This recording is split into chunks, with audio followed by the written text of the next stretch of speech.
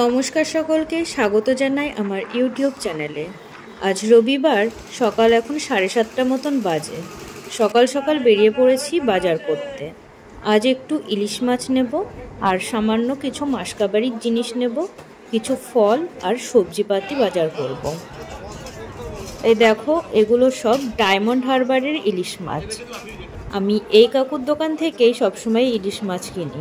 কাকু আমাদের একদম বিশ্বস্ত হয়ে গেছে এবং যতবার আমি এখান থেকে মাছ নিয়েছি প্রত্যেকবার মাছটা খুব টাটকা এবং ফ্রেশ আর খুব ভালো মাছ আমরা পেয়েছি এবং মাছের গন্ধটাও খুব ভালো। আমি এই মাছটা নিলাম, ওজন 947 গ্রাম মতন হয়েছে। এবারে কাকু আমাদের মাছটা কেটে দেবে। এই কাকুই আমাদের মাছ কেটে দেয়। অনেকে রয়েছে যারা বাড়িতে গিয়েও মাছ কাটে, তবে আমি একেবারে দোকান থেকেই কাটিয়ে নিয়ে আসি।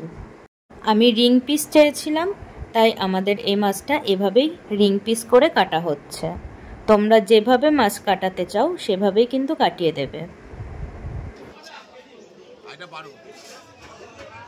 আজকে ইলিশ মাছের রেট ছিল 1000 টাকা ছোটোগুলো, আর মোটামুটি যেগুলো 900, 950, 1 কিলোগ্রাম কি 1.5 কিলোগ্রামের ছিল সেগুলো 1200 টাকা পার কেজি হিসাবে বিক্রি হচ্ছিল।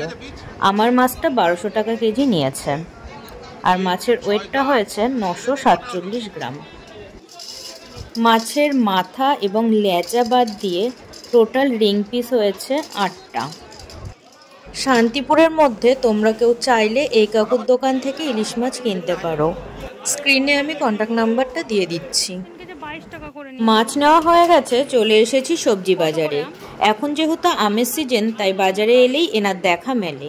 তবে এগুলো সব কার্বাইটে পাকানো আম।